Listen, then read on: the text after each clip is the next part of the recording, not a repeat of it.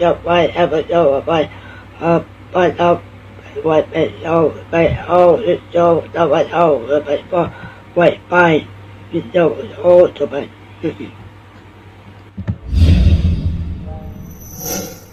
Welcome to the Heavy Spoilers Show. I'm your host Paul, and when this video gets out, we're gonna let there be carnage. Now, the trailer for Venom 2 has just dropped, and it's so good, Eminem is about to make the best rap song of all time about it. Throughout this video, we're going to be going through the ins and outs of the first look, pointing out some of the Easter eggs, things you missed, and our general reaction to the trailer. There may be some spoilers here, so if you'd like to go into movies as blind as possible, then I highly suggest that you turn off now. Don't forget to hit the thumbs up button if you enjoyed, and make sure you subscribe to the channel to never miss a video. With that out of the way, thank you for clicking this. Now let's get into our breakdown of Venom, Let There Be Carnage, the trailer. Now the trailer itself opens in San Francisco, which was of course the same place that the first movie was set. We can see Eddie and Venom are pretty much in an odd couple situation, and the latter sings the song Let's Call the Whole Thing Off, which first appeared in the 1937 film Shall We Dance. This was about two people who would pretty much disagree on their pronunciation of words like tomato, tomato, potato, patata, and initially the song was about refined accents. Over time though, it's come to be used in pop culture films like When Harry Met Sally to pretty much show two opposites having to try and work together until they end up butting heads over it. We also see there is one rule, which is no eating people, something that Brock established at the end of the prior movie. Venom is clearly sticking to this, as he makes some waffles that look like the kind of thing I'd knock up the one time my wife asks me to make breakfast. Make it yourself, you moron. Now we then cut to him visiting Mrs. Chen, the convenience store owner from the first film, who Venom of course saved. When Eddie walks past, you can actually see a cameo by Stan Lee, as his face is on a magazine cover. Now, we sort of play upon the prior movie quite a bit, as in the next clip, we see that Eddie has still been visiting Cletus Cassidy in jail, which of course ties into the post-credit scene of that film. We can hear Cassidy's voice narrating the clip, and he does the old speech, you know the one that villains always do, you and me, we're not so different. That one, you know that one. Now we can see that the character has had his hair cut, and though it's not as ridiculous as the Sideshow Bob one from last time, it's still pretty bad, Now in his cell, he's carved childlike drawings into the walls. These include teddy bears and a tree in a later shot.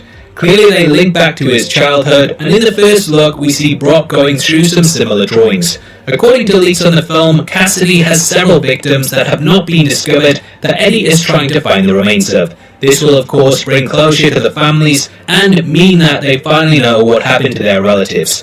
Whilst we can never fully verify leaks like this until the film is out, I think this is probably true, as we see a police officer in the next scene being played by Stephen Graham reading a paper. On this, the headline says, The Hidden Victims of Cletus Cassidy, further tying back to this leak. Now when the policeman closes the newspaper, we can also see a headline that mentions an Avenger. I can't quite make out exactly what this says, but it does look like it says Avengers Leave Nightmare, perhaps hinting towards WandaVision. Now on his newspaper and Eddie's laptop, we can see a Daily Bugle from Page. This is using the same logo and colours as the Raimiverse, perhaps linking into that, though it might just be a graphic designer got lazy one day. Unfortunately, I can't quite make out the headline due to the reflection in the shot, but it does say Mind on it. This could be delving into Cletus's mind, and I think that Eddie Brock in this scene is very much going over the evidence. Now what I love about this is just how dark they're going with it.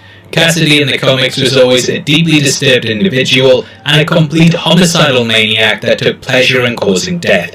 As a child, Cassidy, similar to most serial killers, tortured several animals before moving on to people. It's suspected that his mental health conditions were caused by his father, who brutally beat his mother in front of him. Whatever the case, Cletus had a very messed up childhood that led him further down a dark path. He ended up killing his grandmother by pushing her down a flight of steps, and also tried to kill his mother by electrocuting her. Now, this was done by throwing a hairdryer into her bath, and naturally she didn't take it too well. She tried to kill Cassidy, who managed to overpower her, and then Cletus's father took the fall, though we all know who it really was. Either way, he was sent to the St. Esther's Home for Boys, which was an orphanage. Here he was mocked by the staff and children because of his antisocial behaviour. He pushed a girl who rejected him in front of a bus, and ended up burning down the orphanage. So all around nice guy, and definitely someone that you really want to be friends with. Now Cletus is clearly living his last days, and in the trailer we see the preparation for his execution being put into place. However, it backfires, and he manages to escape because Carnage takes over. We do know that there existed several versions of the symbiote, but how they explain him getting one, I have no idea. Potentially, the prison riot we see leads to Venom breaking it up, and during the chaos some of him might get on Cassidy, but let me know your theories below. Now cut to a shot of Anne, played by Michelle Williams, meeting Eddie in a restaurant. I just hope they don't serve lobster, hey? Having that? Now, we then go to Ravencroft, which in the Marvel Universe is an institute for the criminally insane. This is pretty much your Arkham Asylum in Marvel Comics, and I think that Cletus will bust several villains out of this, including one we see close up here. This is Shriek, the girlfriend of Cassidy, who becomes a big villain in the Maximum Carnage story. Shriek is played by Naomi Harris of James Bond fame, and has a marking around her eye that is clearly playing on the comic version of the character. We can catch her in a cell at one point, while shrieking, so yeah, I'm not the only one who does crap puns, and they are clearly playing it very close to the source material. In the first film, we saw as several homeless people were experimented on, so it's even possible that similar things were done to the prisoners, which is how she can do this. When the guards and orderlies go to visit her in her cell, they have big earmuffs covering their heads, so maybe she has always had this ability in the film universe. Now, there's also a spider which gets crushed by Cletus whilst he talks about a rescuer who never comes. Clearly this is a reference to Spider-Man, and if this movie is linked in with the MCU, then Peter obviously has his own problems to worry about right now. Now it's not too long before we get our first look at Carnage, and he looks incredible. They really captured the look of the comics and managed to magnify the horrifying aspects of him. He smashes helicopters and cars, and generally just looks great. Now he also manifests several weapons, which was a big thing that he and the symbiotes in general are capable of. We then see the rest of the scene from the convenience store, and this is a callback to the first Venom trailer, which ended in a similar way. However, that's not all, and our final shot is of Carnage in a church. Why this is important is because in general, symbiotes are weak to Sonic's, most notably church bells. Throughout the comics, churches have been used as key locations to bring them down, and at one point in the trailer, we do see Venom travelling to one. I think that this will be where the final battle is held at, and it will be how Brock manages to take Carnage down by using sound as a weapon. However, Carnage also has Shriek on his side, so it will be interesting to see how she is utilised, as she can provide a big obstacle for him. Either way, it's a brilliant finish to this trailer, and it shows the big bad off in all his glory. Now before we get into our reaction, I'd obviously love to hear your thoughts on the trailer, so make sure you comment below and let me know. As a thank you for interacting with the video, you'll be entered into a prize draw on the 30th of May, in which we're giving away 3 copies of the Godzilla vs. Kong collection. All you have to do to be on the chance of winning is like the video, make sure you subscribe with notifications on, and drop a comment below with your thoughts on the trailer. The winners of last month's competition are on screen right now, so if that's you, then message me on Twitter at Heavy Spoilers. Okay, so as for the trailer itself, I have to say I really enjoyed it. I don't know what it is with Sony trailers, but this one and the previous one for Morbius both had a really shadowy aesthetic to them that makes it feel like the studio are leaning into the darker side of these characters. We don't have a rating for it just yet, but there are rumours that Sony are going to be going for an R. However, I don't really think that this will be the case, as they still want to sell tickets. With the company now being tied heavily into Marvel Studios, it does make sense that they would try and align themselves more with that universe, and though I would love to see an R-rated Venom film, I highly doubt we're going to be getting it. You have to remember that the first movie was meant to be rated R as well, and we all saw how that turned out. Now, R-rated comic book movies can be successful, so who knows, time will tell, and with a storyline about a serial killer, this definitely feels like they should be going all out with it.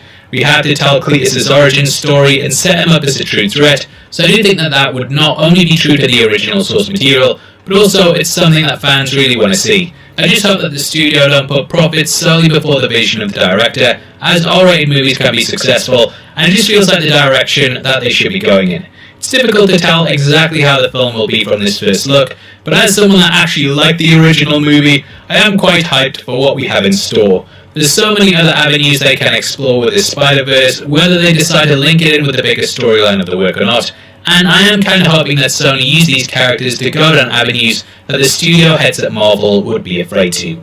Why I'm excited after seeing this is because it does indeed look like that is the route that they're traversing, and there are a ton of things in this trailer that have me extremely excited for the movie. At this rate, it's going to be one of the biggest comic book films of 2021, which, though it isn't hard, does show that Sony have the potential to really sweep the board with their properties. Overall, this has got me really excited for the movie, and I can't wait to see what it's like when it releases later this year. Obviously, I'd love to hear your thoughts on the trailer, and if there's anything we missed, comment below and let me know, and if you enjoyed this video then please drop a thumbs up, and make sure you check out our breakdown of the Shang-Chi trailer, which will be linked on screen right now. We've gone over everything you need to know about the characters in it, so it's definitely worth checking out if you have any questions over the film. With that out of the way, I've been Paul, you've been the best, and I'll see you next time. Take care.